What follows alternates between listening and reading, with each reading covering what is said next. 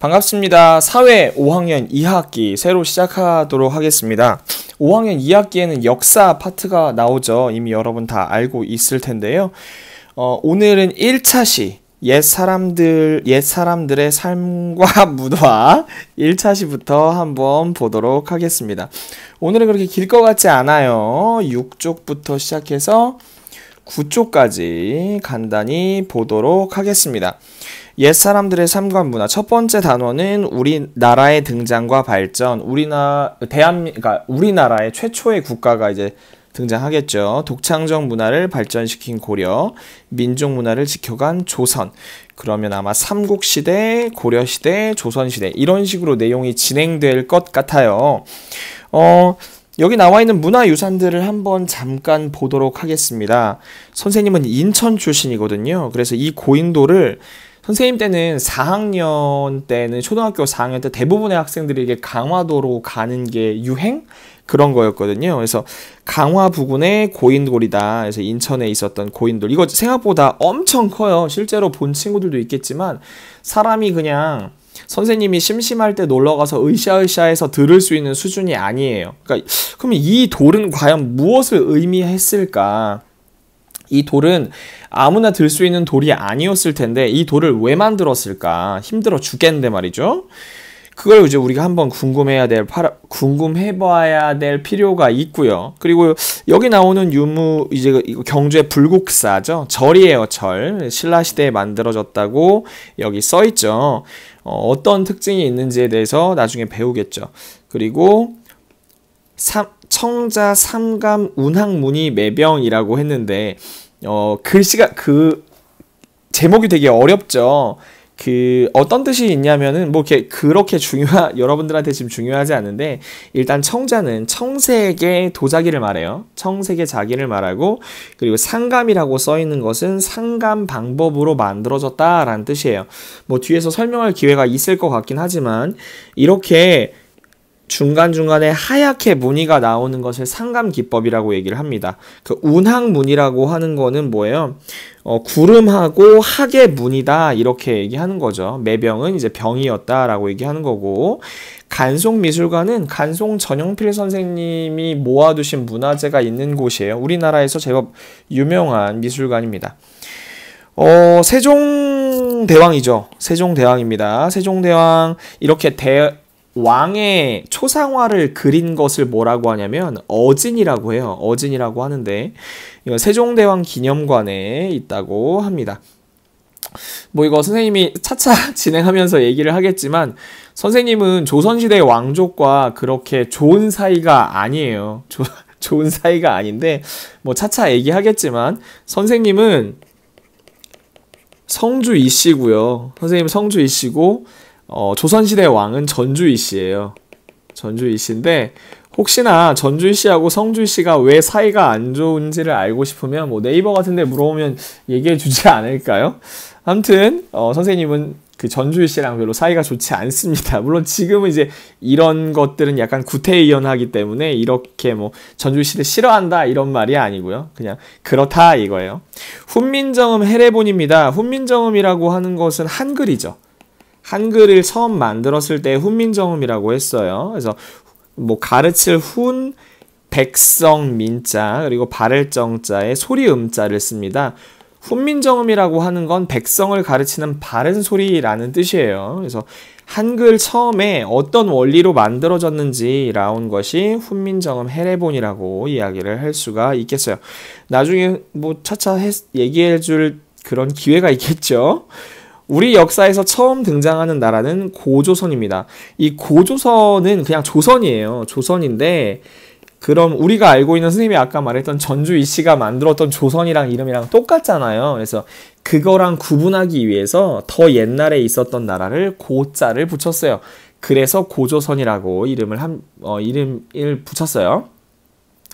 고조선이 들어선 이후 여러 나라가 등장하고 사라졌어요. 부여도 있었고요. 고구려, 백제, 신라, 가야 여러 건데 있었죠.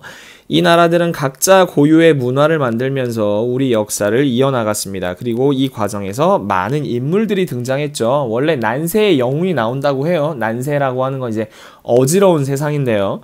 고조선부터 조선시대까지 이어지는 우리의 역사 속에 등장하는 인물들이 나라를 어떻게 지키고 발전시키려고 했는지 한번 알아보도록 할 거예요. 그리고 또 역사를 이뤄나간 여러 나라의 정치, 문화, 사회적인 특징도 알아보겠죠. 자, 넘어가겠습니다. 우리가 사용하는 화폐 속의 문화유산이나 인물의 모습을 살펴본 적이 있나요? 한 번씩은 봤겠지만 큰 의미를 두지 않았을 수도 있어요.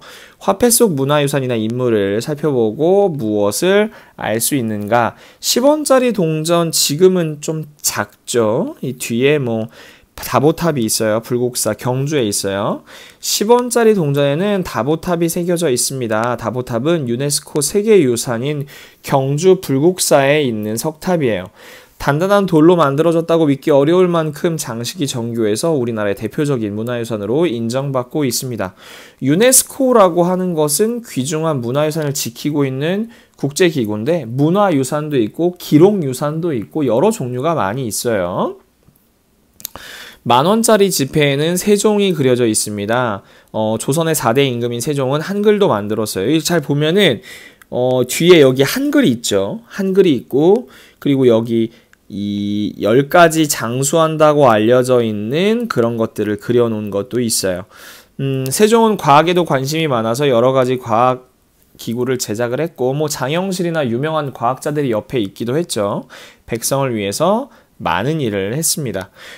여러분 아시는지 모르겠지만 유럽이나 다른 나라들 같은 경우에 현대사의 유명한 인물들을 화폐에 쓰는 경우가 많이 있어요. 근데 우리나라 같은 경우에는 더 옛날 사람들, 조선시대 사람들을 많이 쓰죠. 1,000원짜리에는 누가 들어가죠? 1,000원짜리에는 퇴계 선생이 들어가던가? 퇴계 선생이 들어가던가 율곡 선생이 들어가던가. 선생님이 지폐를 안 본 지가 선생님이 되게 가난해서 지폐를 안 본 지가 오래돼서 우리나라의 화폐에 들어가는 사람들을 한번 살펴보면은 그 충무공 이순신 장군이 있죠. 이순신 장군이 있고 또 퇴계 이환 선생이 있고 그리고 또 율곡 이 선생이 있죠. 율곡 이 선생이 있고 그리고 신사임당 이럴 수가 신사임당 선생님이 있습니다. 선생님이라고 불러도 되는지 모르겠지만 퇴계이왕, 율곡이, 신사임당 1,000원, 5,000원, 세종대왕 1억 이 정도가 인물인가요? 혹시 빠지셨으면 너무 죄송한데 그분한테 아무튼 그렇고요. 다음 사진과 아래 연표를 살펴보면 이 단원에서는 어떤 내용을 배우게 될지. 광개토 대왕 등비라고 해요. 우리나라에 없고 중국에 있어요. 광개토 대왕, 광개토 이름에서 느껴지다시피 나라를 넓게 나라의 영토를 넓혔다라는 뜻을 가지고 있는 왕이에요. 이게 진짜 길죠. 이거 보면은 사람이 이만큼이니까 중국에 있습니다. 광개토 대왕의 업적에 대해서 나와 있어요. 청자 삼광 모란문 표주박 모양 주전자라고 하는데 국립중앙박물관 용산쯤에 있나요? 서울에 있죠. 아까 말했지만 청색의 도자기고요. 상감 방법을 썼고 모란무늬가 있는 것 같아요. 그리고 삼광 행실도 어떤 시기에 만들었을까요? 힌트를 주자면 얘는 삼국시대고 정답이죠. 얘는 삼국시대고 얘는 고려시대고 얘는 조선시대예요. 이 시기에는 왜 이런 유분을 만들었을까 여러 가지를 생각해 볼 수 있겠죠. 참고로 고려시대 때의 도자기는 청자고요. 조선시대 때의 도자기는 백자가 유명해요. 백자가 만들기가 더 어려웠어요. 그리고 삼강행실도라고 하는 것은 행실이 약간 몸가짐 이런 거잖아요. 그래서 조선시대 때는 유교가 되게 강조됐기 때문에 너 되게 효도도 잘해야 되고 행동을 바르게 해야 돼 이런 의미에서 만들어진 책이라고 생각을 하시면 됩니다. 이런 내용을 보내요. 고조선의 건국 이야기, 백제와 고구려 신라의 전성기의 모습, 고려는 어떻게 극복하였나, 고려의 독창성을 엿볼 수 있는 문화에서는 무엇인가, 조선의 건국, 이바지한 인물, 어떤 일을 했나, 임진왜란과 병자호란을 어떻게 극복했는가, 이런 얘기를 우리가 여기서 배우도록 하는 것 같아요.